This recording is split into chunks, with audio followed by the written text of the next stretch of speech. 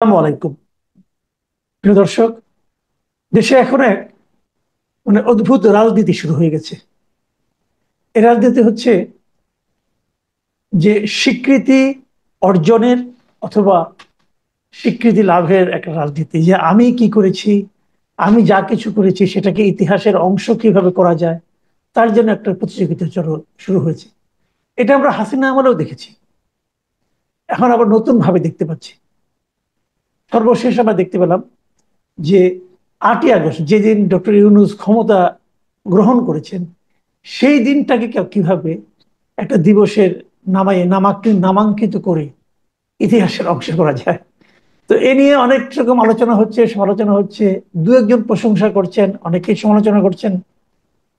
তো আমি এক্ষেত্রে সবচেয়ে যে মানে স্পষ্ট উচ্চারণটা দেখেছি, এটা হলো আপনাদের সুপরিচিত সিনিয়র সাংবাদিক কলামিস্ট জনাব আনিস আলমগীরের একটা স্ট্যাটাস। তো সেই বিষয়টি নিয়ে আমরা আলাপ করবো, এই জন্য আমাদের আজকে অতিথি হিসেবে আছেন অবধারিত ভাবে জনাব আনিস আলমগীর। জনাব আনিস আলমগীর, আপনাকে আমাদের অনুষ্ঠানে স্বাগত জানাচ্ছি। আশা করি আপনি আমাকে শুনতে পাচ্ছেন। শুনতে পাচ্ছি। ধন্যবাদ আপনাকে। আপনি দীর্ঘ রোগ শোক কাটিয়ে যে আমাদের মধ্যে এসেছেন, খুব চিন্তিত ছিলাম আপনার জন্য।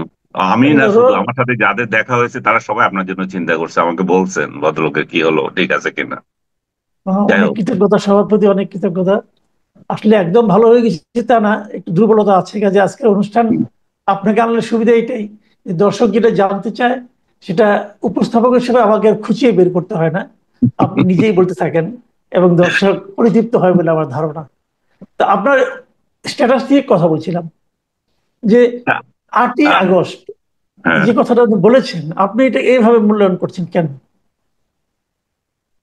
8ই আগস্ট দেখেন, 8ই আগস্ট কিন্তু শেখ হাসিনার আমলেও এটা ছুটির ইয়ে ছিল, জাতীয় দিবস ছিল।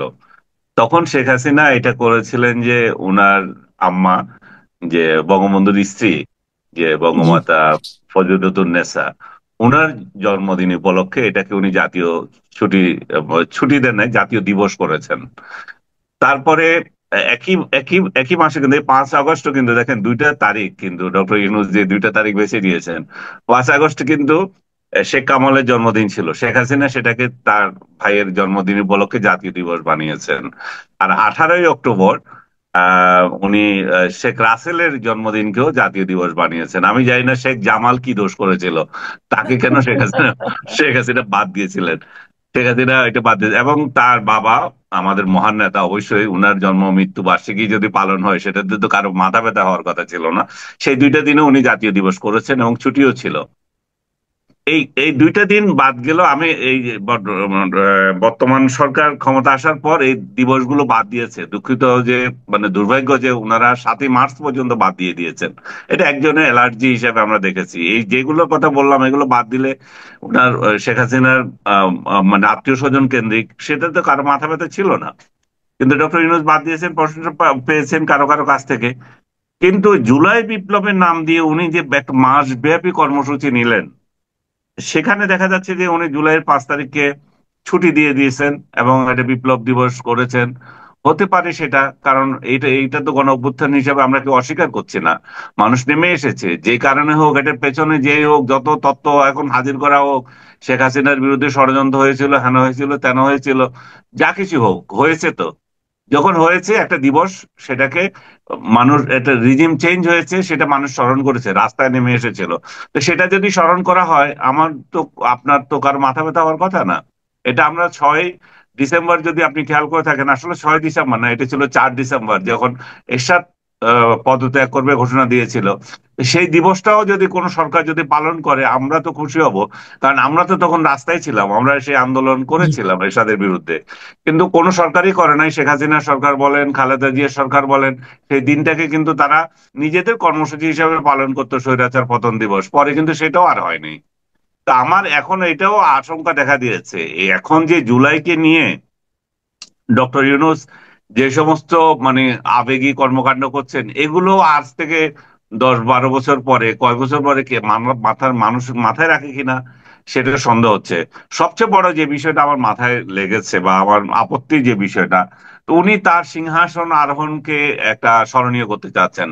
ভাই সেদিন তো কি, সেদিন আপনি জাস্ট একটা ক্ষমতা নিয়েছেন, কিন্তু ঘটনা ঘটেছে 5 তারিখ। আপনি যদি 5 তারিখকে মহিমান্বিত করছেন সেটাতে তো কারো আপত্তি নাই। 5, 6, 7, 8 এত, তাহলে মাঝখানের দিনগুলো কোথায় যাবে? মাঝখানের দিনগুলো তো এই দেশে বর্বরচিত কিছু হত্যাকাণ্ড হয়েছে, তার দায়িত্ব কি তাহলে আপনি নিতে চাচ্ছেন না? আপনি তাহলে 8 তারিখ থেকে সবকিছু হিসাব করতে চাচ্ছেন, 5 তারিখ থেকে করতে চাচ্ছেন না? এগুলো কিন্তু এখন কোয়েশ্চেন আসতেছে। কারণ এর মধ্যে তো অনেক পুলিশ সহ অনেক মব জাস্টিস এমন হয়েছিল, জাস্টিস বলবো না, এই লিঞ্চিং যেভাবে হয়েছিল তাতে তো অনেক মানুষ মারা গিয়েছিল, সেগুলো নিয়ে প্রশ্ন আসছে। অনেকে বলতেছে 5 জুলাই কি এখন পুলিশ হত্যা দিবস পালন করার জন্য? বিচিত্র নয়, দেখবেন আপনি ক্ষমতা পরিবর্তন হলে হয়তো এটা হতেও পারে। আজকের দিনে আমরা যেভাবে যেটাকে দেখছি, আগামী দিন সেটা চেঞ্জ হয়ে যেতে পারে। এখন ডক্টর ইউনূস এই দিনটা তার ইয়েতে রাখাটা, এটা খুবই একটা মানে কি বলবো, একটা অদূরদর্শী একটা সিদ্ধান্ত উনি নিয়েছেন। কোন চামচাদের খুশি করতে উনি নিয়েছেন, না নিজেই নিয়েছেন আমরা জানি না। এবং